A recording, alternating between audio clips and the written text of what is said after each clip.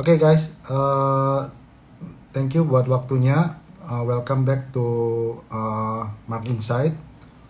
Jadi udah lama nih saya break untuk ini ya topik IG Live. Kebetulan memang kemarin saya lebih banyak sibuk bahas mengenai kripto, dan teman-teman mungkin thank you Hanel sudah bisa lihat juga beberapa di Zoom webinar kita. Dan kebetulan untuk Mark Insight malam ini saya kebetulan dapat ini guest speaker spesial nih, Pak Kukun. Jadi mungkin saya share sedikit aja ya sebelum saya invite ke Pak Kukun, sedikit mengenai background dari Cari Sayur ya. Jadi Cari Sayur ini sebenarnya backgroundnya saya kenapa dapat ide ini, karena saya pikir kan ini dengan adanya PPKM itu kan jadi tren jadi tren yang cukup booming ya dengan online groceries, karena banyak orang kan udah nggak bisa keluar. Jadi mau nggak mau saya sendiri pun personally juga hampir bisa dibilang 80% lah ya, 80-an persen itu semua belanjaan saya itu udah mulai online gitu ya.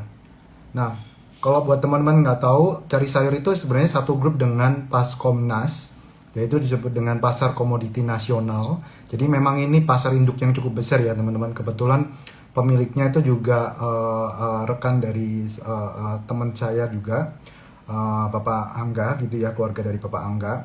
Dan saya juga akhirnya bisa dikenalkan dengan Pak Kukun gitu. Kemudian saya pikir kayaknya good time nih, topik untuk bagus buat dibahas nih, dan siapa tahu bisa memberikan edukasi buat teman-teman dan get some insight. Apa sih yang mungkin kalian bisa dapatkan dari sini, insight-nya dari perspektif pemain startup yang baru dan private gitu ya, dan yang non listed. Dan mungkin kalian bisa aplikasikan juga, dan mungkin kalian bisa cari nanti peluang-peluangnya. Kalian juga bisa menjadi mitra dari mereka ya. Karena kenapa sih saya sendiri juga personally consumer loyal dari Cari Sayur ini, Paskomnas ini pasar induknya ya, grup mereka. Nah, kalau kalian mau tahu Cari Sayur ini seperti ini. Ini kalian bisa lihat di websitenya maupun di application-nya ada. Dan saya cukup suka belanja dan puas di Cari Sayur karena kualitasnya bagus, dan produk assortmentnya mereka juga bagus, dan harganya itu benar-benar bagus teman-teman. Jadi mereka itu benar-benar kayak kalian lihat di sini ya, mereka itu berhubungan dengan banyak petani langsung ya. Jadi produk-produk mereka dari petani langsung itu sudah tersortir dengan bagus gitu ya, dan ini membantu mereka ibaratnya memotong middleman dan bisa menghidupkan langsung sisi ekonomi upstream. Dan mungkin terakhir sebelum saya panggil Pak Kukun on live bareng, saya mungkin kasih gambaran sedikit ya. Ini kalau teman-teman yang mungkin belum tahu, di sini kalian bisa lihat bahwa global online groceries market itu ekspektasi growth-nya tuh sungguh luar biasa ya. Jadi ini saya ngambil dari Business Wires gitu ya. Jadi ekspektasi growth dari online groceries itu bisa 30-an persen. Dan incremental penambahan growth dari online groceries secara dunia itu bisa tumbuh 630 miliar dolar sendiri. Dan untuk give you some perspektif bagaimana seberapa besar market Indonesia, saya sih tadi coba cek ya. Jadi Indonesia addressable market untuk online groceries itu kurang lebih hampir sekitar 100 miliar dolar. Angka tepatnya mungkin kurang lebih di 97 sampai 98 miliar dolar.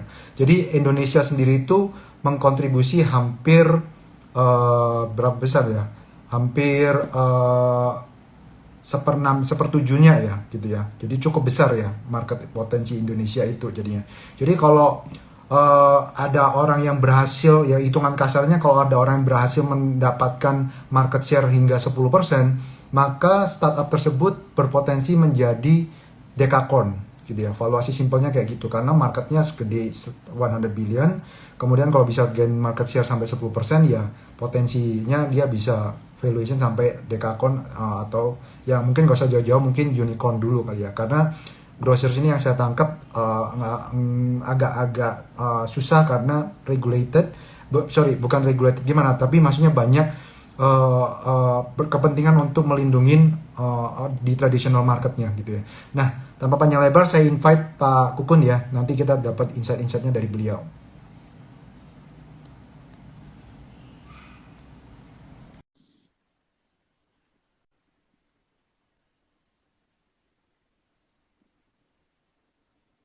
Kok belum masuk ya Pak Kukun? Bentar ya. Halo.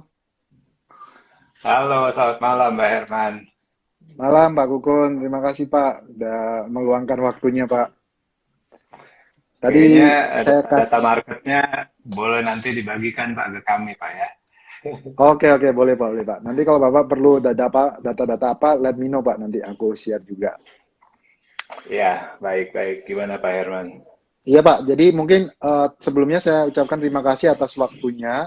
Jadi mungkin saya juga tadi lupa bahwa Pak Kukun ini merupakan marketing director dari Cari Sayur ya teman-teman. Jadi mungkin beliau Ya, merupakan orang yang tepat untuk bahas dan share some insight juga. Mungkin sebagai perkenalan Bapak boleh share sedikit Pak mengenai background dari Cari Sayur. Dulu Cari Sayur itu berdirinya seperti apa, bagaimana hmm. sejarah dari Cari Sayur itu berdirinya, dan apa sih mungkin target dan mungkin visi dari Cari Sayur itu sendiri, Pak? Oke, jadi background sama perkembangan bisnis ya.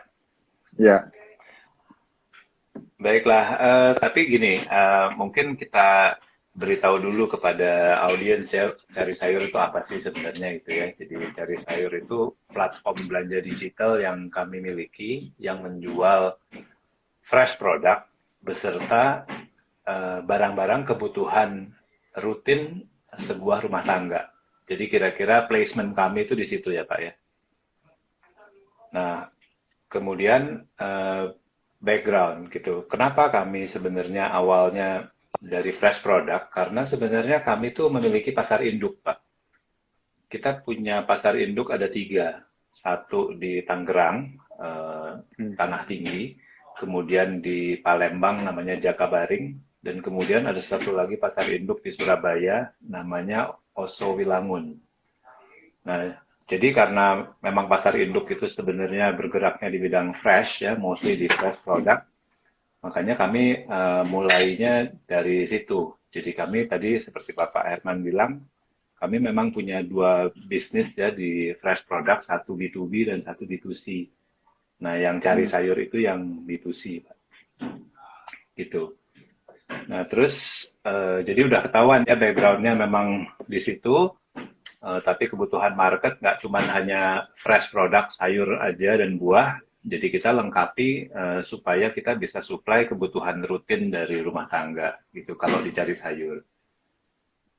Nah, kalau perkembangan bisnis ini lumayan menarik karena memang cari sayur itu kita kembangkan dari baby, Pak. Jadi kita yang melahirkan cari sayur, kita launching cari sayur itu di bulan Februari Hmm. 2020. Hmm. Nah, itu kita persiapannya benar-benar dari awal, jadi dari Januari itu kita persiapkan, kita audit aset digital kami dulu, karena sebenarnya platform cari sayur itu sudah kami siapkan dari tahun 2018. Tapi Hmm. kami belum masuk di market karena memang demand-nya masih nggak bagus waktu itu, masih nggak. Jadi tren sayur itu memang 4 tahun sebelum 2020 itu memang masih seperti rumput flat aja gitu. Karena memang Hmm. fresh product itu kan memang ya belum, dulu sarana prasarana online itu juga masih belum mendukung untuk berjualan fresh product. Karena durability dari fresh product itu bukan lifetime, shelf time-nya itu kan sangat singkat Pak. Hmm. Jadi demand untuk belanja online di sayur itu di tahun-tahun sebelum 2020 itu masih rendah menurut kami. Dan kami pikir dulu kita juga nggak punya dana untuk educate the market gitu loh. Kita bukan tipe-tipe usaha yang ada investor masuk terus memperbesar market share gitu ya Hmm. dengan spend uang untuk diskon dan lain-lain. Jadi kami memang benar-benar bisnis murni. Jadi kami tunggu sampai demand-nya cukup, baru kami masuk ke situ. Hmm. Nah, jadi bulan Februari kita masuk di market, ya itu dari bulan Februari ya kita memang rancang semua dari pembuatan brand essence, brand guideline supaya tone and manner kita juga jelas, dan kemudian kami juga menentukan target market kami siapa. Target market kami itu sebenarnya eh, perempuan atau ibu-ibu umur 25 sampai 35 tahun, Pak. I see. Eh, Kenapa kita pilih target itu? Karena kami pikir eh, usia 25-35 itu sudah familiar dengan handphone. Jadi kalau Hmm. berbelanja menggunakan handphone, ya mereka paham ya. Nah kalau misalnya kita ambil target market yang lebih tua daripada itu, mungkin nanti kita jadi misperception dari strategi marketing kami. Nanti kita pikir, nah, kenapa demand-nya nggak bagus ya? Padahal sebenarnya mereka nggak bisa belanja pakai handphone gitu. Jadi target market itu sangat penting di awal kita tentukan. Dan kemudian kita juga strategikan kita pakai channel apa. Channel itu kalau di digital marketing itu ini kan Pak. Jadi semua aset digital yang kita punya website, kita punya aplikasi, kita punya email, kita punya sosial media. Nah itu channel kami yang kami tentukan. Kemudian kami juga menentukan di media mana yang kami berkomunikasi. Jadi kita kan Hmm. segitu banyak media komunikasi online ya Pak ya. Tapi kami pilih ya Facebook, Google, dan seterusnya lah. Kita pilih, kita strategikan itu. Dan mulailah di bulan Februari itu kita mulai bikin campaign yang disesuaikan dengan target market kami. Jadi kita sebenarnya kan yang diperlukan tuh komunikasi Pak dengan Hmm. market. Jadi campaign kami juga kami bagi 4 campaign gitu ya. Ya, dan akhirnya kita masuk ke market, kita building awareness di tahap awal. Nah, itu milestone pertama ya, Pak. Jadi entry the market.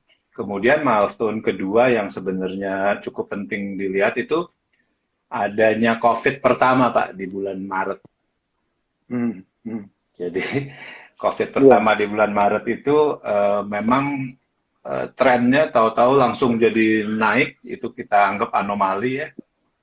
Naiknya tinggi sekali, hampir 10 kali lipat daripada biasanya. Karena orang nggak boleh keluar dan semua cari belanja di online gitu loh. Itu kami anggap panic buying waktu itu.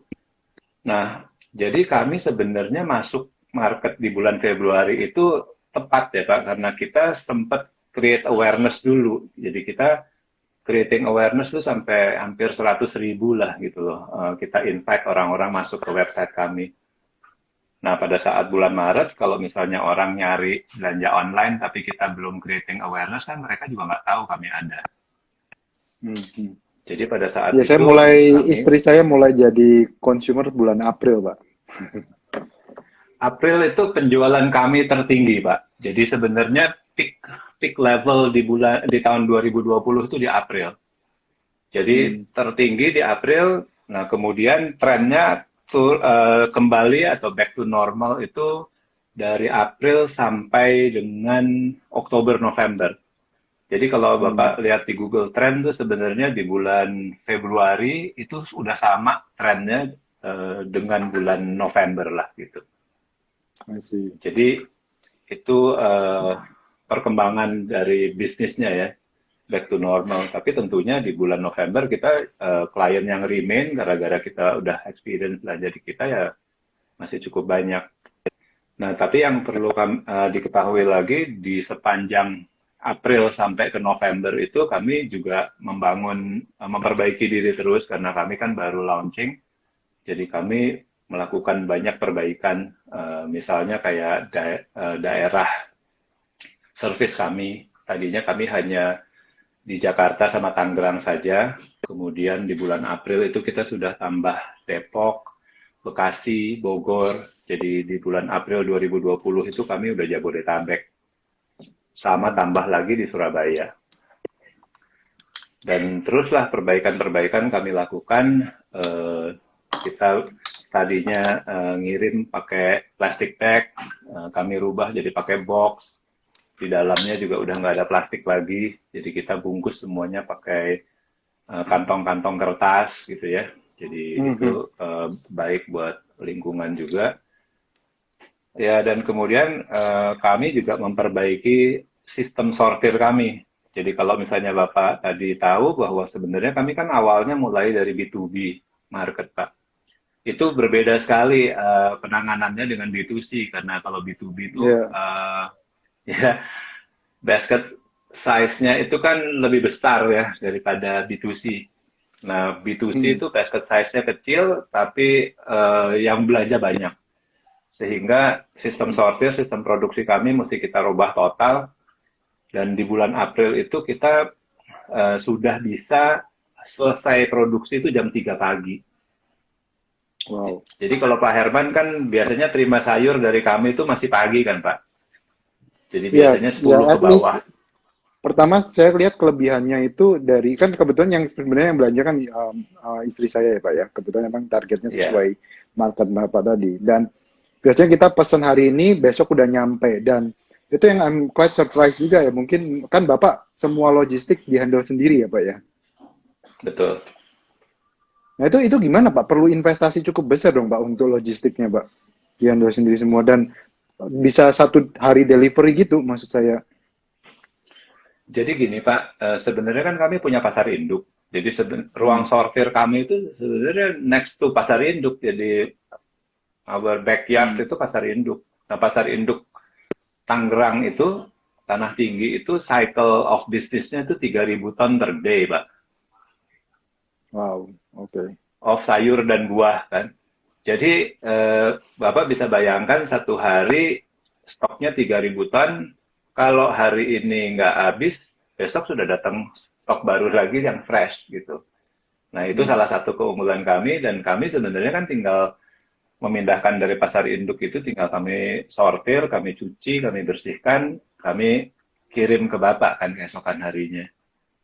Nah itu yang tadi saya bilang cukup penting yang kita lakukan jam 3 pagi itu kita sudah ready to send. Jadi kita jam 5, jam 6 itu armada kami udah jalan Pak untuk ngirim. Makanya Hmm. Bapak mungkin kira-kira terimanya suka jam 8, jam 9. Jadi itu impact-nya juga bagus karena di sosial media kami itu juga banyak yang senang karena kami kayak tukang sayur. Pagi-pagi Iya, iya. sayurnya sudah delivered gitu kan. Bapak berarti Ya itu itu. satu pasar induk bisa berapa armada gitu, Pak? Banyak ya Jadi sudah gini kan, armadanya. pasar induk itu kan satu unit bisnis sendiri lah ya. Jadi sebenarnya pasar induk itu ya orang ngambil pasar basah segala macam ngambil di pasar induk. Nah, cuman kalau cari sayur ini sendiri kan tergantung demand dari kebutuhan rumah tangga kepada kami. Nah, itu Hmm. ya kami demandnya seberapa ya kami ambil dari pasar induk, kami sortir, kami deliver gitu. Kalau misalnya ya sehari cukup banyak sih kalau misalnya digabung dengan Iya, iya. Paskomnas karena Paskomnas itu kan eh, beda ya kalau misalnya cari sayur itu kita kirim satu basketnya sekitar 220.000. Kalau Paskomnas itu bisa ada klien yang kira-kira satu pengiriman itu 1 ton sampai 5 ton untuk satu Hmm. satu titik aja Pak gitu loh. Jadi biasanya Oh, oke. catering-catering yang besar itu skalanya segitu. Sekali belanja berarti tiket sales-nya 250.000 ya, Nah, kalau rata-rata ya. gini, kalau kalau di Paskomnas ya, kita sekarang kasih minimum belanja tuh 250.000. Tapi Oh, kalau oke. dicari sayur, sebenarnya belanja boleh berapa aja gitu ya. Tapi kami kasih insentif kalau misalnya belanjanya di atas 120.000, maka mereka bisa free ongkir gitu. Hmm. Jadi makanya sekarang kalau dicari sayur basket size-nya itu sekarang sudah 220 ribuan lah gitu. Jadi Pak, eh, ini ya gimana? sorry, aku potong. Aku yang penasaran itu apakah waktu tahun lalu itu ya, saya mungkin aku nggak ngeliatin lagi yang terakhir karena udah langsung dihandle sama pembantu saya. Cuma tahun lalu itu yang saya dan istri saya quite surprise itu ya Pak ya, waktu kita awal jadi consumer. Apakah memang itu strategi dari cari sayur? Karena waktu saya belanja sama istri saya, kan kadang kita misalnya nih mau belanja berapa gitu ya, kita itu selalu terkaget-kaget dengan wow jumlahnya itu dan barangnya kan bagus bersih ya.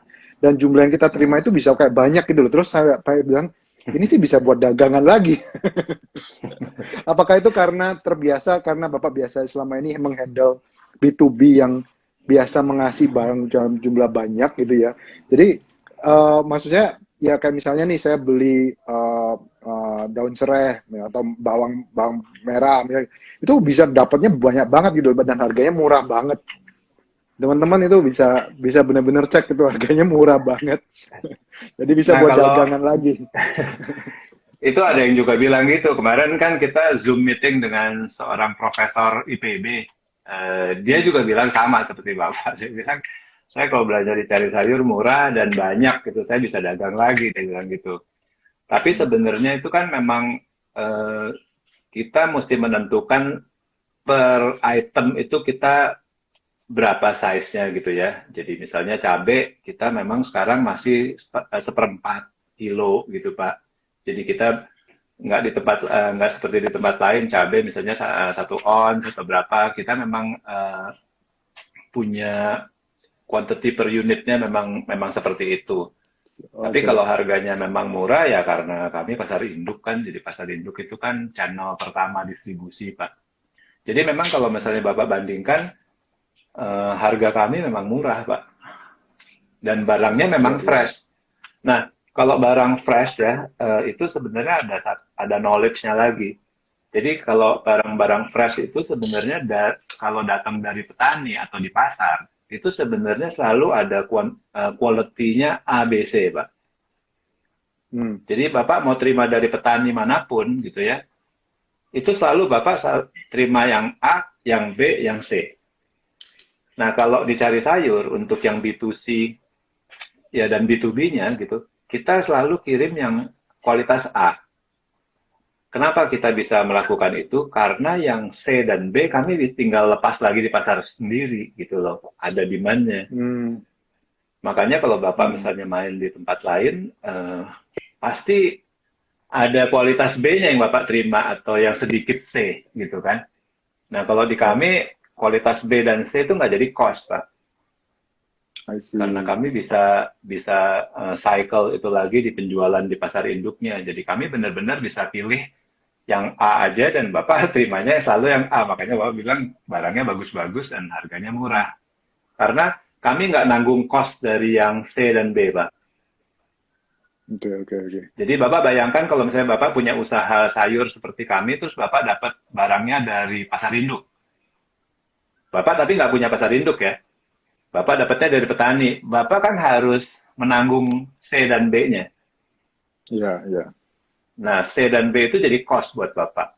Karena kalau Bapak campur ke A, nanti kliennya marah, gitu kan. Hmm. Tapi mau dikemanain lagi, gitu. Kalau kami, problem itu nggak ada. Kita taruh di pasar induk lagi, nanti ada yang beli. I see. Pak, tadi mau tanya ini, Pak Gugun. Jadi kalau cari sayur ini apakah hanya Jabodetabek aja? Atau katakanlah kan Hmm. tadi pas Komnasnya kan ada di Palembang, ada di Surabaya. Jadi cari sayur juga mengikuti itu, Pak. Ada juga di daerah Palembang dan Surabaya. Gini, kalau yang tadi di Palembang, Surabaya, dan Tangerang itu pasar induk ya Pak ya. Jadi Hmm. pasar induknya. Tapi yang running bisnis B2B-nya, B2C-nya, itu baru di Jabodetabek dan di Surabaya. Kalau di Palembang, demand untuk belanja sayur online masih rendah, Pak. Jadi kami belum Masih running. rendah, ya? Nah, Oke, oke. Surabaya pun jauh lebih rendah daripada Jakarta. Tapi kita udah start. Hmm. Pak, kalau boleh tahu cari sayur itu kira-kira berapa orang, Pak, timnya, Pak? Organisasinya gitu. Besar, Pak? Ada 100 ya, kira-kira ya. Oh, banyak ya. Oke, oke. Tapi kita memang Dan, yang banyak itu kan juga dari yang tim produksinya juga, Pak. Jadi itu juga banyak yang freelance gitu loh. hmm, Hmm. oke, oke, oke. Mungkin Pak Kukun boleh share juga Pak buat teman-teman di sini kan Hmm. pasti penasaran bagaimana sih melihat apakah online online trend groceries ini akan menjadi hal yang struktural dan orang akan continue gini atau maksud saya kan kalau Bapak tadi kan bilang tahun lalu puncaknya itu besarnya penjualan tertinggi di bulan April kemudian turun lagi gitu kan. Nah, kalau Bapak Ya. lihat tren sekarang itu gimana Pak? Apakah udah lebih sustain dan orang, maksud saya sendiri ini dibandingin tahun lalu memang mungkin belanja online saya pun jauh lebih meningkat ya Pak. Jadi dulu itu kita masih sering sayur-sayur beli dari Cari Sayur, tapi yang lain-lain mulai beli di tempat-tempat yang mungkin masalah fresh. Tapi kalau melihat kondisi kayak sekarang gitu kan kita udah jadi convenience banget ya. Jadi hampir mayoritas semuanya kita bisa pakai Happy Fresh, bisa pakai sekarang WhatsApp online dengan Aeon Supermarket, bisa cari sayur, banyak banget gitu. Kalau menurut Bapak gimana ya? Tren di cari sayur sendiri? Ya itu memang benar Pak. Jadi kalau misalnya lihat market sayur gitu ya, memang kita perlu lihat tren ya gitu. Jadi karena kita sudah berada di bisnis ini dari tahun 2016 lah boleh dibilang ya. Jadi kita tuh sebenarnya sudah running bisnis B2B itu di 2016. Jadi kami memperhatikan tren. Tapi pada saat tahun 2016 sampai tahun 2020 lah boleh dibilang gitu ya, tren pembelian atau pencarian sayur online itu sebenarnya masih kayak di bawah aja kayak rumput gitu Pak terus. Jadi memang seperti itu. Tapi pada saat 2020 gitu kita sudah mulai lihat bahwa infrastrukturnya kan berkembang Pak. Jadi masyarakat juga memang sudah mulai educated untuk belanja online. Sistem delivery-nya juga mulai bersaing, mulai harganya mulai masuk akal gitu karena persaingan, service juga makin bagus. Dan kemudian payment sistemnya, Pak. Payment sistemnya kan makin mudah. Sekarang ada e-wallet dan lain-lain. Jadi sebenarnya sama sih dengan bisnis online lainnya. Selalu akan ada peningkatan sesuai dengan infrastruktur yang memang yang makin baik dan masyarakat itu semakin educated.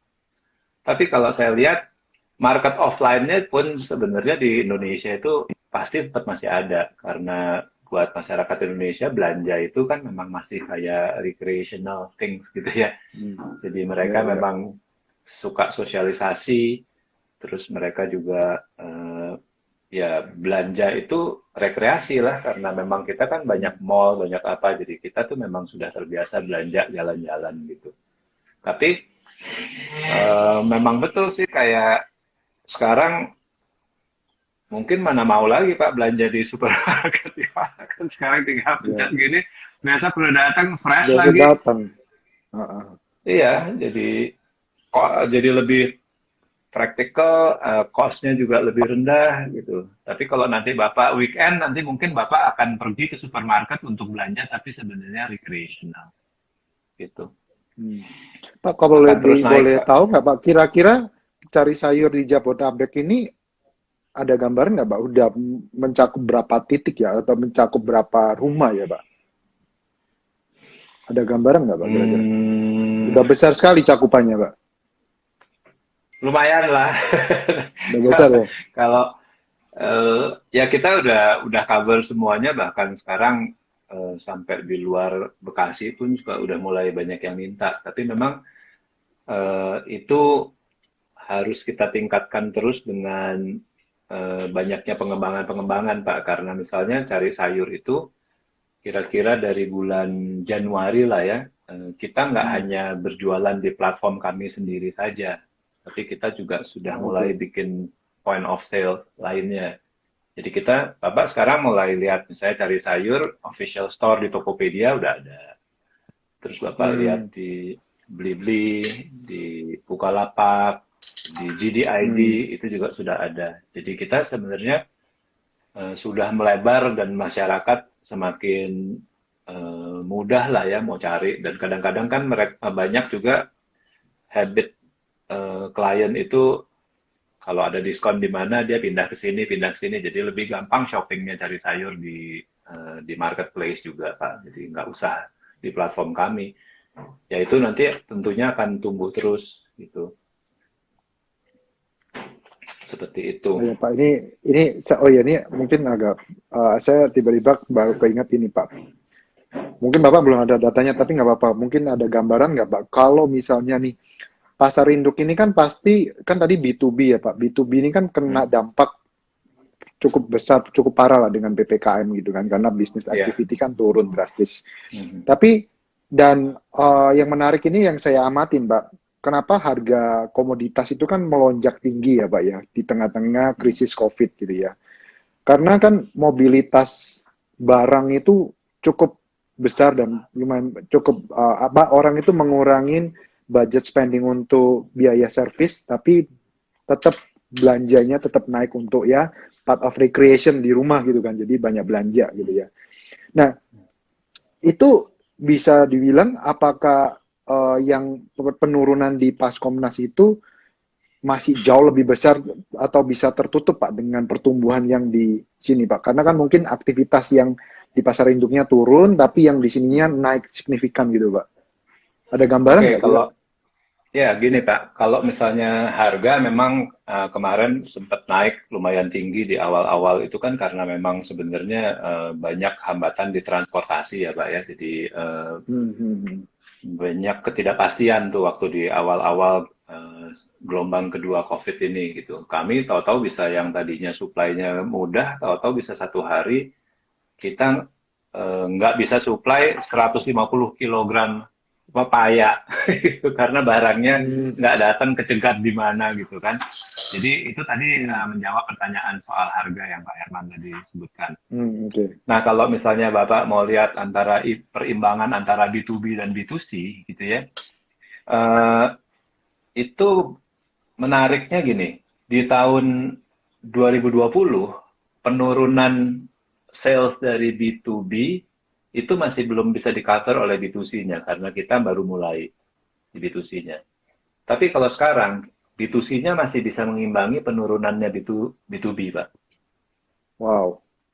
Jadi kalau misalnya lumayan Pak, kalau misalnya Bapak sekarang lihat ya di B2B itu kan klien kami terbagi dalam beberapa macam. Jadi misalnya kita punya restoran lah misalnya ya. Restoran itu kan ada restoran yang tipenya dine-in, ada juga restoran yang apa ya, berjaringan gitu ya, yang restorannya punya 50 cabang gitu. Franchise. Ya, franchise. Nah, kalau misalnya restoran yang dine-in, size-nya di kita tinggal sepertiga, Pak, sekarang. Wow, oke. Ya, jadi sudah ada penurunan 70% dari permintaan mereka yang melulu dine-in gitu. Saya juga punya restoran Pak di Bandung. Nah itu juga memang udah tinggal sepertiga. Nah kalau restoran yang berjaringan itu tinggal 50%. Oh, oke. Nah jadi yang restoran yang cabangnya 20, cabangnya 50 itu masih ada size-nya karena mereka masih delivery Pak. Masih bisa cover marketnya dengan cara delivery. Tapi kalau Bapak punya klien catering itu masih lumayan bisa stay, Pak.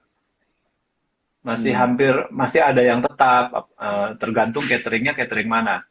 Tapi kalau sekarang kayak misalnya kayak rumah sakit gitu ya, rumah sakit itu naik malah, Pak. Iya, pasti rumah sakit naik sih. Jadi yang jelas tuh seperti itu. Kalau kan klien kami restoran juga banyak ya. Jadi kalau restoran yang dine-in sih udah tinggal sepertiga lah. Kalau yang berjaringan 50%. Berarti pertumbuhan sorry Pak, berarti pertumbuhan B2C-nya itu melonjaknya signifikan banget dong Mbak, bisa di tahun ini dibandingin. Iya. Lipat-lipat. Ya, kan kemampuan produksi kami juga baik. Kita sebenarnya ruang sortirnya sekarang sudah diperlebar 2 kali lipat, Pak. Dan kebetulan kita lebarkan 2 kali lipat dan kebetulan kita sudah mulai bisa operasionalkan itu di bulan Maret ya. Di bulan Maret ya. Ya, jadi waktu COVID yang second wave ini kita sudah bisa manfaatkan ruang sortir kami yang kita perbesar 2 kali lipat. I see. Di bulan Juli ya, Juni-Juli lah kita operasionalkan itu ruang sortir kami. Jadi kami memang lihat bahwa pertumbuhannya memang lumayan, akan menjadi lumayan gitu ya, akan tinggi. Jadi kami memang bukan kita siap-siap buat COVID ya, bukan, tapi memang kita perbesar 2 kali lipat. Tapi kalau Karena dengan di B2B, sorry. Kalau dengan tadi itu di sortirnya diperbesar 2 kali lipat, tapi dari sisi armada itu Bapak perlu investasi cukup besar juga nggak Pak? Atau Armada maksudnya bisa pakai kami yang ada? pakai itu Pak, last last mile delivery-nya itu kita pakai pihak ketiga. Oh, itu bukan sendiri ya, Pak ya? Saya pikir Kita sendiri punya tadinya. sendiri, tapi itu cuman hanya armada khusus lah Pak. Jadi kita nggak bisa mengandalkan last mile delivery 100%. Selalu ada Hmm. aja yang aneh lah gitu ya, yang tahu-tahu nanti connect-nya nggak datang, nanti apa gitu. Jadi kami itu selalu punya tim tim Kopassus kami bilang itu mereka pakai mobil, pakai motor dan pakai truk. Kita bisa bisa backup kalau ada hal-hal yang ya di luar skenario lah. Tapi ya kita mesti manfaatkan delivery service yang lagi bersaing itu Pak. Jadi kita nggak bisa kalau pegang sendiri. Kalah Hmm. nanti harganya. Jadi kalau boleh tahu berapa persen kira-kira yang dihandle in-house sendiri, berapa persen yang pihak ketiga, Pak? Untuk delivery ya, Ya, untuk delivery. kita sih usahakan 100% pihak ketiga. Jadi sebenarnya sekarang kita pakai gunakan itu jadi backup. Awal-awal memang kita cukup besar ya pakai armada sendiri. Tapi lama-lama kita kurangin, Pak. Kita harus switch dan Hmm, itu jadi backup aja. I Skenario-nya see, I see, begitu. I see. Hmm. Oke, Tinggal oke, kita oke. pakai beberapa armada aja, jadi kita bandingkan servisnya. Oke, oke. By the way, teman-teman, kalau mau ada pertanyaan, boleh juga. Mumpung di sini ada Pak Gukun. Feel free untuk tanya insight-nya. Jadi saya mungkin tadi lupa cerita Pak Gugun. Kayaknya kalau yang my followers di Marketing Chat ini rata-rata kebanyakan tipe-tipe investor Pak. Karena kan Marketing Chat ini saya Oh, bikinnya lebih lebih ke edukasinya, tapi edukasi lebih ke market gitu ya, in general. hmm. Jadi kebanyakan mereka, ya tapi mungkin dulu saya pernah sempat survei di sini juga banyak yang pebisnis juga, trading gitu ya. Oke. Jadi siapa tahu teman-teman kalau mau ini bisa cari sayur jadi mitra murah-murah barangnya. Iya nih kesempatan promosi cobain belanja deh 4 kali belanja nanti akan belanja terus dicari sayur. Iya, Pak mungkin boleh share nggak ya? Jadi kalau kira-kira nih Pak pertumbuhan tahun ini estimasi Bapak itu atau mungkin yang sudah kelihatan deh itu bisa berapa besar ya Pak? Apakah kayak 3 kali lipat? Kan karena mungkin start dari kecil ya. Jadi biasa kalau start dari kecil kan pertumbuhannya pasti gila ya. Kita dibandingin 2020 gitu. Atau Jadi berapa gini dua Pak, kali lipat gitu. eh, jadi gini kalau kalau cari sayur itu ya itu benar-benar pertumbuhan kami agak organik lah gitu. Jadi benar-benar mengikuti tren dan menyesuaikan dengan masyarakat semakin educated atau enggak. Karena eh, kita sebenarnya kalau mau bertumbuh langsung cepat, kita memang harus punya dana untuk melakukan ya promosi ya. Jadi insentif marketing itu yang digunakan oleh pihak-pihak yang ingin pertumbuhannya cepat kalau B2C gitu. Nah, kami eh, tidak mengalokasikan dana untuk memperlebar market share dengan cara demikian. Jadi kami sebenarnya yang kami lakukan, pokoknya belanja di kita akan merasa untung karena barangnya bagus, harganya juga murah, gitu ya. Dan nanti itu akan bertumbuh ya word of mouth lah gitu. Jadi Pak Herman nanti ngomong sama siapa, kita tahu dengan cara itu kami bertumbuhnya nggak akan loncat-loncat seperti yang buang uang untuk marketing dengan gimmick dan Hmm, hmm. lain-lain. Tapi kami memang tahu pertumbuhan kami akan stabil dan terus naik seperti itu. Tapi pertumbuhan kami di B2B bisa kami lakukan lebih lebih cepat. Jadi kita sekarang yang cari sayurnya kita perbaiki aja semua sarana prasarana terus service SKU kami lengkapi terus terus UI UX kami buat nyaman, buat menyenangkan. Jadi kalau orang menggunakan kita, pokoknya mereka akan happy dan akan puas. Nah, tujuannya itu. Dan nanti akan berkembang sendiri karena memang memilih kami gitu. Ya dari kelebihan-kelebihan yang tadi diceritakan kan sebenarnya ya nggak ada alasan orang nggak pilih kami kan gitu loh. Kenapa ya? Dia bisa dapat barang dari pasar induk first channel dengan harga pasar induk gitu. Terus service-nya jadi tinggal kita benahi aja UI UX-nya. Pakai website kami lebih nyaman. Terus sekarang kayak kemarin kita search engine juga kita perbaiki. Penjelasan mengenai produk kami perbaiki juga. Nah, itu akan membuat pertumbuhan, tapi pertumbuhannya organik. Nah, kalau B2B, kami masih punya kesempatan tumbuh lebih tinggi karena B2B itu kami kan tinggal memarketkan dengan cara yang hampir konvensional lah. Ya, kita combine Pak, juga sih B2B. Gimana? Pak Kukun ini kapan hari yang aku sempat diskusi sama temanku juga ya. Kemudian dia raise poin yang cukup menarik, Pak, dari yang pengalamannya dia. Benar nggak sih, Pak, kalau online groceries, ini kan sifatnya online groceries itu kan juga secara nggak langsung kan cukup disruptif ya, Pak ya.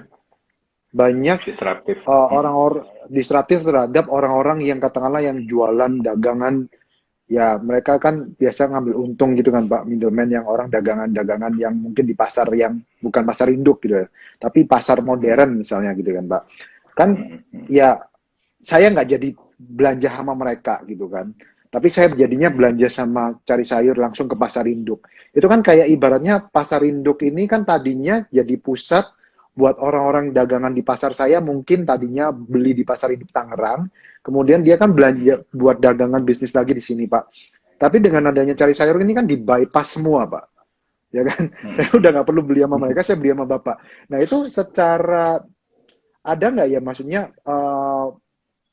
apa ya regulasi pemerintah atau mungkin mereka teriak dari asosiasi atau apa untuk melindungi mereka dan mencoba untuk menghalangi cari sayur perkembangan dari online groceries ini, Pak?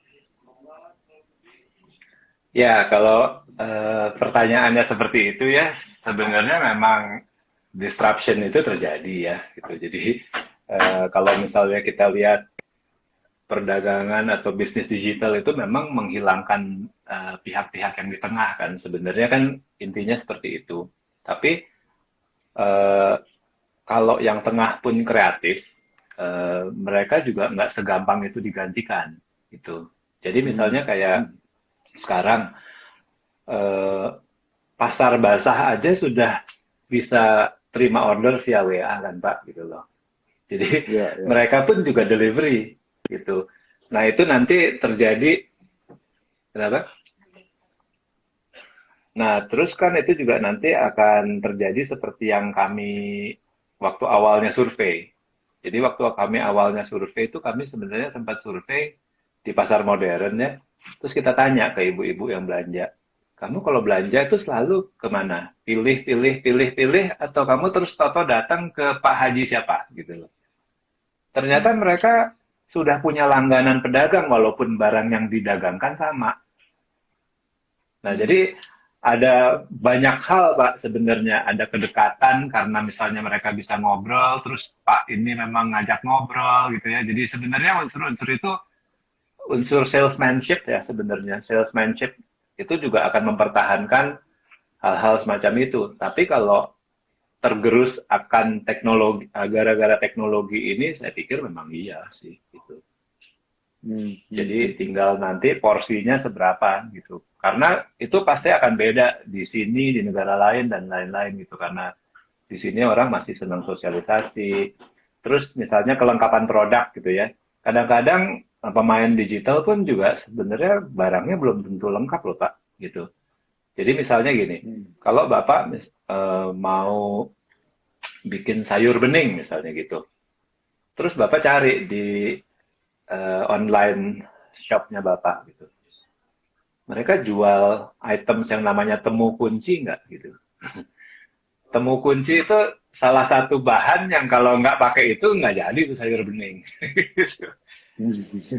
Nah, tapi kalau misalnya mereka jalan ke pasar basah, ya pasti ada itu. Karena memang mereka udah biasa. Makanya kemarin kita waktu di bulan apa ya, bulan November itu kita justru review item-item kita tuh sebenarnya ada nggak ya yang sampai membuat orang jadi nggak bisa masak apa gitu.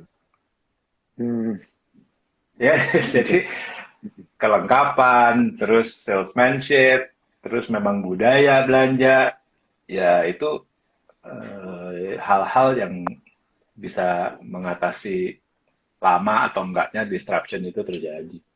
Sebenarnya itu sih. Pak, ini mulai ada pertanyaan dari audiens yang menarik, bentar ya. Halo, thank you insight-nya. Bagaimana Pak Kukun melihat keberlanjutan growth di pertumbuhan di tahun 2021 ini? Apakah akan turun lagi atau bisa sustain pertumbuhannya setelah melihat kondisi COVID ini, ledakan COVID? Berarti kayaknya udah dijawab Pak Kukun ya, pertumbuhannya kayaknya akan cenderung organik dan sustain ya Pak ya? Kalau kami begitu, tapi kalau misalnya si COVID-nya itu ya kan tergantung COVID-nya itu sendiri kan sebenarnya. Kalau kita kan sekarang COVID kena second wave, Pak, gitu loh. Tapi kalau Bapak tahu second wave of COVID ini, sebenarnya kan second wave itu selalu lebih besar daripada first wave. Mau di negara manapun lah, Bapak lihat, mau di Jepang, di Amerika, di India. Tapi kepanikan orang-orang berbelanja di yang kami alami, di second wave ini nggak terlalu seperti yang kemarin, Pak. Di first wave itu benar-benar Iya, iya. orang panik. Panik. Kalau sekarang kalau sekarang ya orang kayaknya masih bisa cari alternatif yang lain gitu ya. Jadi walaupun pertumbuhannya tinggi gitu, tapi terlihatlah jadi orang tuh selalu belajar bahwa nanti akan jadi seperti apa. Ya Pak, moga-moga. tapi jadi, sorry, kalau yang tadi Bapak bilang bulan April tahun lalu itu mencapai puncak penjualan tertingginya karena orang panic buying ya. Tapi yang di tahun ini nih, yang penjualan per bulannya itu sudah mengalahkan itu nggak, Pak? Oh, kalau dibandingkan dengan itu ya, tapi kan kita lihat di tren, Pak. Kalau Bapak lihat di Google Oke. Trend itu benar-benar anomali, Pak, yang waktu di bulan Maret April tahun lalu ya, Pak. Tahun Jadi lalu itu ya. kalau Bapak bandingkan tren jadi ini bukan penjualan di kami tentunya berpengaruh, tapi penjualan kami jauh lebih tinggi sekarang karena dulu kita baru mulai. Kalau Oh, sekarang kan oke. orang-orang sudah kenal kami. Tapi kalau Bapak baca tren searching buat sayur online itu di masa tahun 2020 itu benar-benar kayak Benar, ini, Pak, loncat. loncat, Pak. Sekarang Ya. loncat juga tapi lebih rendah. Jadi kalau saya kemarin kan ngelihat grafik dari COVID yang kena, yang kedua ini kan lebih loncat daripada yang pertama. Tapi tren cari sayurnya kebalikannya. Jadi Ya. seperti Ya itu. udah terbiasa. Orang udah terbiasa. Udah Iya, nggak iya, perlu cari orang lagi, Pak. udah belajar. Iya, udah. Pak, ini kebetulan nih bener nih. Tadi malah ada ini nih, Pak. Tadi yang tanya. Bentar ya, kok pertanyaannya hilang? Oh, ini nih, Pak. Nih, Pak, kebetulan ada yang bisnis juga kan, Pak. Dia petani dari Tangerang, mau jadi supplier sayuran ke Bapak juga tuh. Boleh, Boleh boleh. kali ya? Bisa kali ya? Tinggal kontak aja. Boleh. Itu kalau kayak gitu itu mereka kontaknya kemana gitu, Pak? Nah, kita kan ada nomor customer service ya. Jadi buka website kami aja. Buka Oke. websitenya Jadi Paskomnas, jangan cari website sayur. Heeh. Paskomnasnya ya, oke. Iya, Itu ya Paskomnasnya aja. buat Pak Weli Simanjuntak ya. Jadi bisa hubungin langsung ke customer service Paskomnasnya di website. Nanti bisa langsung berhubungan dengan Paskomnasnya untuk jadi supplier. Close loop. Ini ada yang Ya kita tanya juga lagi, Pak. sebenarnya bukan hanya itu, Pak, bukan hanya dari pasar induk. Jadi kami itu juga ada program-program pemerintah yang misalnya memberdayakan petani millennials di Garut misalnya gitu ya. Nah, itu juga mereka diajari bertani, dan hasil pertaniannya itu kami yang serap, Pak. Hmm. Di Pengalengan sekarang udah mulai nambah, jadi dari waktu itu dari Garut, terus di Pengalengan mereka hasil dari pertaniannya dikirim ke kami. Yang repot I see. bertani itu kan gitu, Pak. Pas waktu panen mau jual kemana kan gitu. Pak, ini ada yang tanya dari Bapak Suryadi, how you build competitive edge, Pak? Competitive ads. Ah, Jadi ini soal advertising nih ya. Ya kalau saya bilang ya jual apa yang memang kita punya unique selling point saja gitu loh. Jadi kalau misalnya kami itu selalu ingin lengkap gitu ya. Terus kami itu accessible. Jadi makanya kami selalu perbaiki website kami, aplikasi kami gitu. Dan kemudian harga kami reasonable gitu. Nah, kalau misalnya keunggulan-keunggulan seperti tadi, apalagi harga di komoditi seperti kami itu kan memang hal yang sangat tinggi pengaruhnya ya Pak terhadap penjualan. Nah, kami itu sekarang memang lagi habis pasar induk, kami juga sekarang mulai berpikir untuk menanam gitu. Tapi itu nantilah itu next-nya menanam gitu. sendiri gitu, Pak? Bikin ini sendiri? Iya, bukan punya sendiri, tapi kita bekerja sama dengan pihak lain, tapi kita nanti kayak sekarang kan gini, kami ini sekarang lagi punya program namanya Gelar Buah Nusantara. Jadi kita eh, apa ya bikin program itu dengan kementerian, terus dengan APJI, dengan Kadin gitu ya. Nah, Oke. itu tuh memang isunya kan sebenarnya kenapa kok misalnya harga buah atau kualitas buah di kita itu sebenarnya sangat random. Karena ya itu demand-nya nggak terlatih gitu loh. Sehingga antara supply demand itu kalau misalnya demand-nya tinggi, harusnya kan petaninya nanti konsentrasi untuk create buah yang bagus gitu kan. Nah, itu selalu ayam telur terus gitu loh. Nah, sekarang makanya kita bikin kegiatan-kegiatan itu dan akhirnya alternatifnya memang dianjurkan menanam. Nah, makanya itu kegiatan-kegiatan tersebut kerjasamanya dengan kementerian dan lain-lain. Tapi itu mungkin Itu berarti ya terkait produktivitas lah ya, Pak, ya berarti ya. betul, Jadi Pak. maksudnya Jadi program berapa untuk fokus ke produktivitas lah ya. Karena supaya lebih stabil gitu betul. kan produktivitasnya Indo. Oke, oke. Betul, kalau Bapak misalnya bandingkan ya kualitas produk di sini misalnya buah gitu ya. Bapak bandingkan buah lokal sama buah impor. Kalau buah impor kok dibilangnya bagus karena yang memang masuk ke sini kan yang sorted, Pak, gitu loh. Hmm, hmm, Sudah hmm, buat hmm. buat ekspor dari sananya. Sedangkan kalau misalnya masyarakat bandingkan buah impor dengan buah yang ada di pasar, pasar itu kan quality-nya random. Ya, jadi semacam itu. Karena supply ke Ya, pasar ya. itu kan dari petani A, petani B yang belum tentu educated semuanya. Oke. Pak, ada pertanyaan dari Pak Hanel. Pak Kukun tolong tanya, Mhm. untuk bisnis B2C, biasanya itu mana yang lebih penting, Pak? Buat customer harga murah atau service dan kelengkapan? Saya pikir yang kedua ya. Eh, Service dan kelengkapan ya. iya, jadi kalau saya sih lebih penting di quality lah Experience ya lah gitu ya. loh. Wah, wah. Benar. Experience, jadi memang beli orang kan selalu cari fairness-nya Pak gitu loh. Kalau misalnya Mm-mm. worth it atau enggak sih belanja segitu gitu. Benar. Itu nanti larinya ke segmentasi lagi. Karena ada segmen yang memang cari yang murah gitu. Karena memang mereka bisa terima. Tapi sebenarnya asal fair aja lah. Harga sekian, harganya sekian tuh pantas atau enggak sebenarnya gitu. Iya. Iya sih. Sebenarnya kita kayak misalnya maksud saya kayak ya ini testimoni sendiri ya. Kayak saya Ya, belanja kan ya mungkin carinya karena waktu itu coba kan saya tahu dari si Pak Angga kan. Wah ada nih mm-mm. cari sayur nih waktu itu ya udah coba.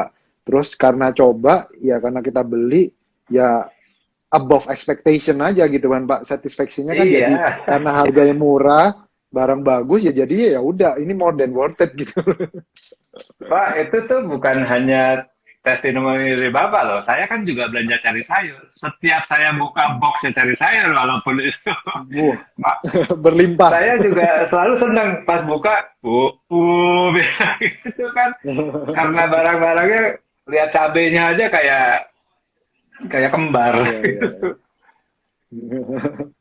Emang Ini emang ada menyenangkan sih. lagi mengenai tentang langganan. Kira-kira berapa persen dari pembeli pembeli yang menjadi langganan belanja dan kira-kira kompetitor berapa persen jika dibandingin cari sayur? Oh ini mungkin maksudnya recurring kali ya Pak ya. Orang yang langganan Oh, recurring itu besar nggak Pak yang recurring atau hanya lebih jual putus gitu? itu selalu ada rate-nya, Pak. Jadi Hmm. dalam pertumbuhannya kita itu yang repeat customer itu memang selalu ada rate-nya. Kalau sekarang Kira eh, ya misalnya kayak sekarang kan ada COVID ya Pak ya. Eh, itu sebenarnya yang pembeli pertama yang jadi kan penjualan kita naik, gitu kan karena ada COVID yang kedua ini.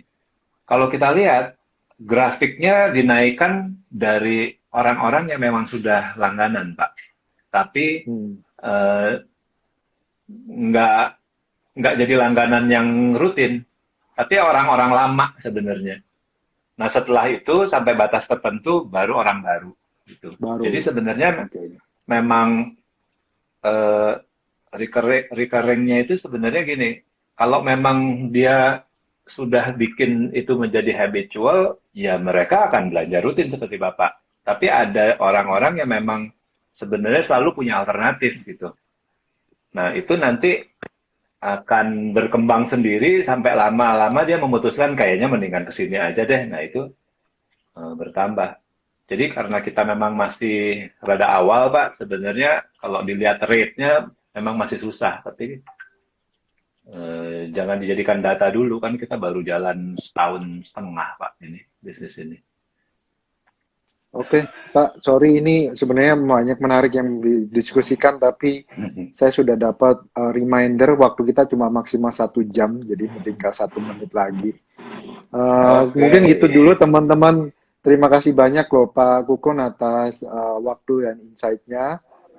Mungkin nanti aku bisa share yang tadi Bapak mau tertarik angka online groceries yang di global marketnya.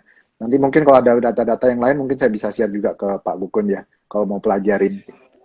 ya So, nanti salam ajarin saya sukses. investasi ya, Pak. Boleh nanti aku ajarin. Bisa belajar sama Pak Angga Baik. juga. Oke, Oke, nanti baiklah. feel free Pak, nanti call-call aja sama saya. Thank you ya Pak Oke, Kukun. Nanti makasih ya aku Pak share Herman ya. ya.